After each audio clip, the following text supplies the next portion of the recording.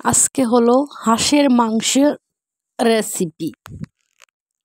Chinese রাজহাঁসের মাংস। এটা হলো একটা সুপার শপ থেকে আমি একটা রাজহাঁস নিয়ে আসছিলাম, বড়, প্রায় অনেক বড়।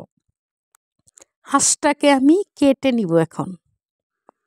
হাঁসটা কাটা হয়ে গেছে, পরিষ্কার করা হয়ে গেছে। সাইজগুলা অনেক বড় বড় হাঁসের, চর্বিও অনেক, হাঁসের ছাল চামড়া অনেক হয়েছে। আমি অনেকগুলো ফেলেও দিছি, এত মানে চামড়াটা এত মোটা এদের হাঁসের। দিয়ে দিলাম রসুন বাটা। এখন মূল রান্নায় চলে গেলাম। দিয়ে দিব ভরে ভরে 2 টেবিল চামচ রসুন বাটা। আর এখন আমি এড করব পেঁয়াজ বাটা, আর দিয়ে দিলাম আদা বাটা, দিয়ে দিলাম পেঁয়াজ কুচি, দিয়ে দিব হলুদ গুঁড়া, লাল টকটকো মরিচের গুঁড়া, জিরার গুঁড়া, ধনিয়ার গুঁড়া, সব কিছু দিয়ে আমি হাতে মেখে রান্না করব। এখন দিয়ে দিব লবণ, আরেকটা গরম মশলার গুঁড়িও দিলাম আমি 1 চা চামচ। এখন দিব গোটা মশলা। এখানে আছে ডালচিনি, বড় এলাচ, লবঙ্গ, ছোট এলাচ, তেজপাতা, সবগুলো আমি দিয়ে দিব। দিয়ে দিব তেল, দিয়ে হাত দিয়ে ভালোভাবে মেখে নিব।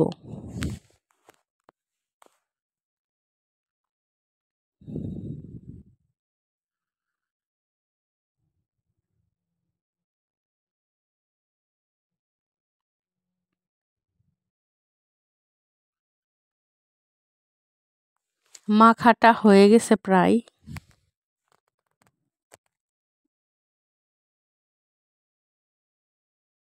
সমস্ত মশলা দিয়ে এখন মাখানো হয়ে গেছে। এখন একটু হাতটা ধুয়ে পানি দিয়ে রান্না বসিয়ে দিব। ঢাকনাটা দিয়ে আমি চুলায় বসিয়ে দিব।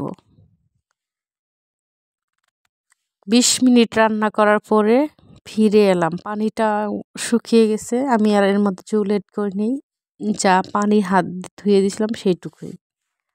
আর হাঁসের যে অরিজিনাল কালারটা দেখতে তো অনেক সুন্দর লাগতেছে, লোভ লাগে।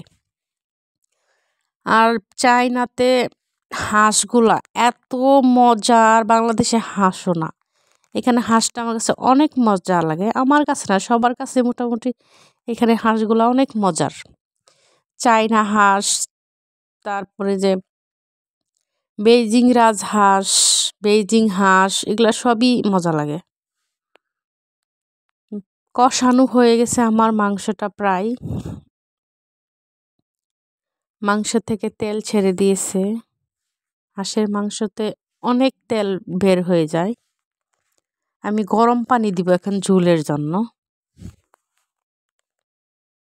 দিয়ে দিলাম গরম পানি, কারণ হাঁসের মাংসের যে হাড়গুলো একটু সিদ্ধ হওয়ার জন্য, আর মাংস কুক হইতে বেশি একটা সময় লাগে না। আমি আবারও ঢাকনা দিয়ে ঢেকে দিব। আবারও আমি এটাকে 20 মিনিট রান্না করব। ফিরে আসলাম 20 মিনিট পরে। একটু নেড়ে চেড়ে দিই আমি মাঝে মাঝেই।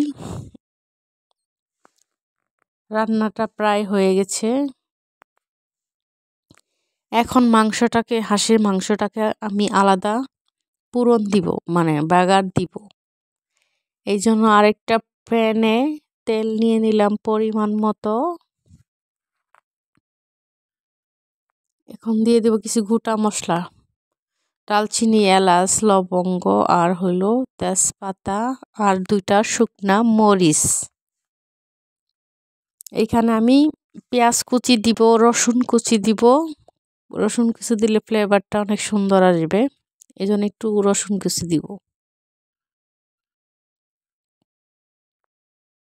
আস্ত রসুনও আমি কিছু দিয়ে দিলাম, গোটা গোটা রসুন হাঁসের মাংসতে অবশ্যই আমার কাছে দিতে হয়, আমার কাছে ভালো লাগে। একটু ভেজে দিলাম রসুনগুলা।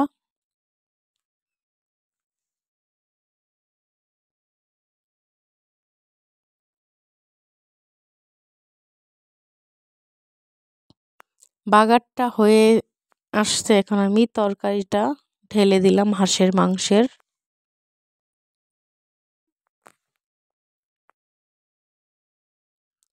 শীতের দিনের হাঁসের মাংস সেই রকম স্বাদ, আর রাজহাঁসের তো কোনো তুলনাই নাই।